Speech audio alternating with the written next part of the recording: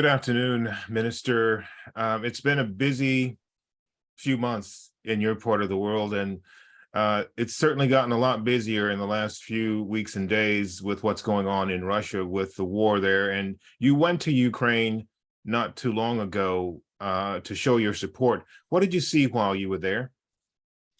Well, I've been there two times in last 3 months, and what I've seen. So I've seen all the atrocities. I've seen all this, what you can see on the battlefield. I've been in Bucha, I've been in Irpin, in Borodyanka. So all these places where the first weeks of war was quite difficult battlefield. So I saw many many things what you can actually wait from a war, but on the other hand, last time I was there a couple of weeks ago, then the situation, at least in Kiev, is much better from persons or from people point of view, but nevertheless the political establishment, the ministries, also the intelligence services, they are working very hard to keep the hope still alive that Ukraine will win this war, and we had very good discussions also on practical level how the Western countries can help Ukraine. Russia has announced in the last couple of weeks a large mobilization of men to fight in this war. What are you seeing from your vantage point? Is this mobilization working? Well, we have to understand that the size of Russia is big enough to collect 300,000 people, and if needed also 1 million or more. And we have to understand also the steps what Russia is taking at the moment. So when we take like these last 2 weeks, then the first step was to change the law in Russian State Duma to allow Russian police sentence people when they are not obeying the mobilization. And then they said that there will be a referendum in annexed areas. Then the next step was today that they said that the Putin message and announcement that they will now say that these annexed areas are part of Russia.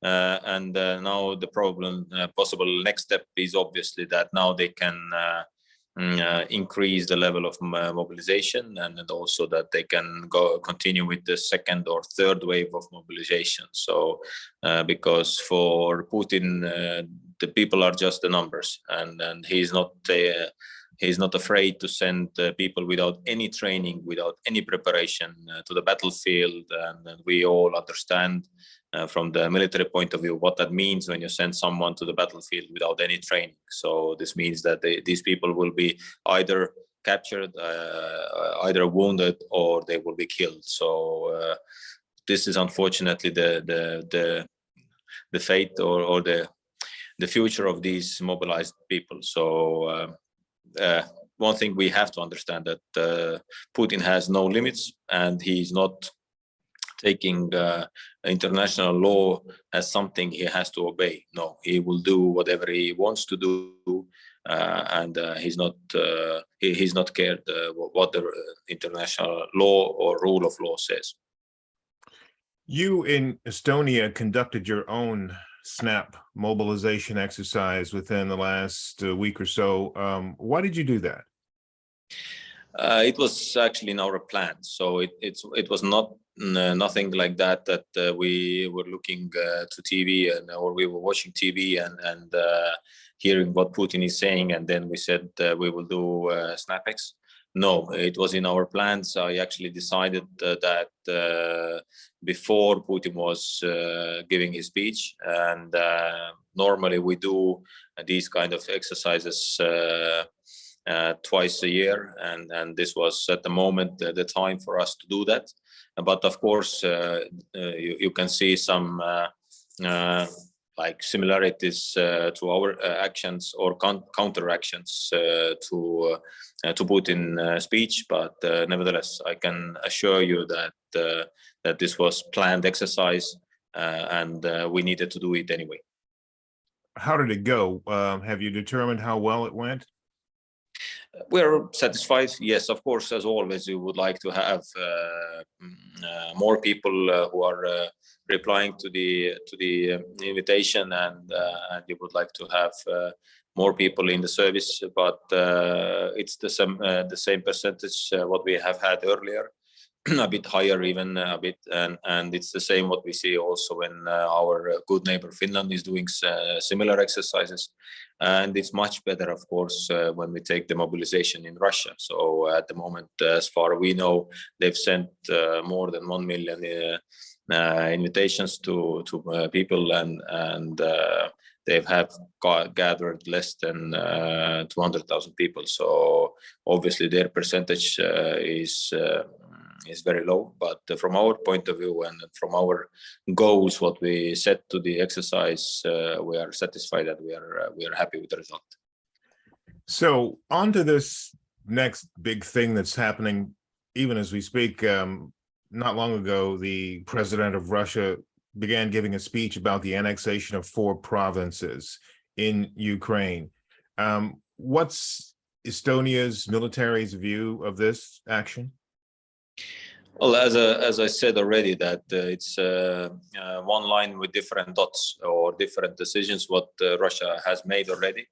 And from my point of view, as I see it, this means that they can now declare a war situation if needed, and they can continue with the mobilization. So this steps allows them to say that Ukraine or even NATO, because in some statements you can also see that NATO is attacking Russia. So they can say that there is an attack towards Russia, and they can use the war situation and mobilization even wider to do it second, third wave of mobilization, and this is exactly what we are seeing at the moment. And you know, we have to monitor very closely also what is going on behind our borders. And the situation, of course, is very, very difficult for Ukraine, which means that not only Estonia, but also all the allies of Ukraine have to speed up the delivery and the deployment of different equipment and help to Ukraine. Couple more questions. Vladimir Putin's made a nuclear threat. How do you handle that threat? And, you know, considering what the options are, there are few, but the possible deployment by Russia of a tactical nuclear weapon, how do you prepare and deal with the possibility of that? Well, first of all, we have to acknowledge that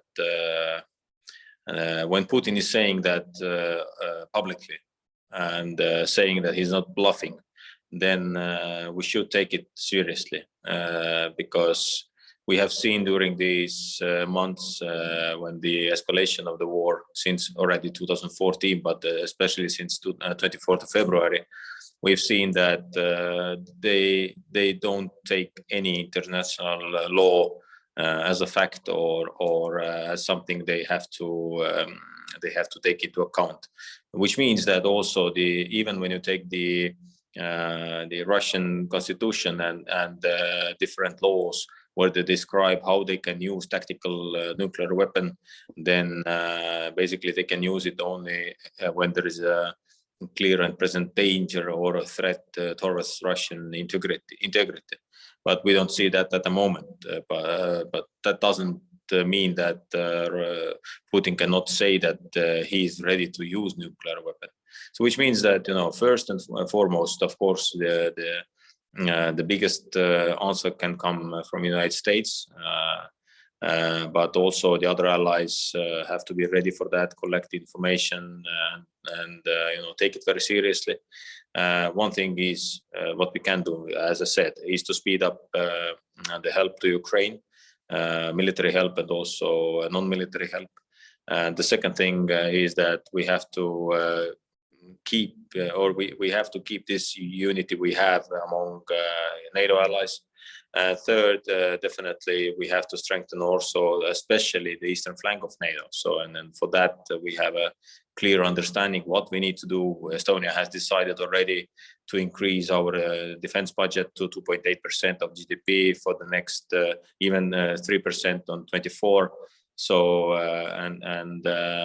you know, we are doing a lot of ourselves. But also as allies, as an organization, as an alliance, we have to be ready to answer to that kind of threats, not only helping Ukraine, but also strengthening the eastern flank of NATO. Last thing, the energy situation in Estonia, is it at all impacted? Will it at all be impacted this winter by this war? Of course, we all see not only in Estonia, but in Europe, in many other countries, we see that there is an impact of that war to the gas price, to the energy prices, and to the stability. Now also the last what has happened in Baltic Sea with the Nordic Stream, this all shows that, you know, Russia wants to use all kind of hybrid methods, hybrid warfare elements to affect us. Not only Estonia, but especially the Baltic states, Poland, but also NATO as an alliance. And Putin wants to have this situation where our focus will be in other matters, comparing to Ukraine, and this is exactly what we have to avoid, that we have to keep the unity and we have to keep the focus still on Ukraine, because the real war is there. Even when Russia is trying to send drones to Norwegian oil platforms, or putting explosives to Nord Stream. So this is something we have to take care, and this is something, of course, we have to be very careful, and definitely Russia is ready to use, like, as I said, any means to put pressure to us, to other Baltic states. And that means also that they are ready to play with the energy supply, and also with the gas supply and others. So we have to be ready, and we are doing a lot. So including LNG terminal, what we are building at the moment, pumping the gas terminal in Latvia for our needs. So this is what we do. But once again, the situation is very serious, and we have to take it seriously. Okay, Minister Pevkur, is there anything that you want to add that I haven't asked you about that you think is important today? Well, for that, we need to take probably a couple of hours, because there are many important things and topics. But I believe that, you know, it's up to you to ask, and then I can answer, because, you know, on my table we have so many different things, how we strengthen also Estonian military. So maybe a couple of words, just that, you know, we since that war we have made decisions already in amount of 1.2 billion euros, even more. Which means that this helps to increase our expenditure to defense expenditure to almost 3% in next 4 years. We're buying HIMARS together with Latvia from US. We are buying new MRAT, so mid-range air defense system. We are buying new short-range air defense. We are buying the coastal defense missiles, many sea mines, many new capabilities are in process. This is exactly why we want to show also to our NATO allies that we are not only relying on our good allies, but we are doing a lot also ourselves. So we are increasing our territorial defense units by doubling them from 10,000 people to 20,000 people. So this is exactly what we are doing, and this is our response to that, what is Russia doing at the moment in Ukraine. Well, Minister, thank you so much for your time today. I appreciate it. And we wish you the best with everything you're doing. And we hope that this situation in Ukraine improves and continues to improve. And we'll be standing by to talk to you again in the future when you're available. Thank you again. Thank you much. Thank you very much. Bye.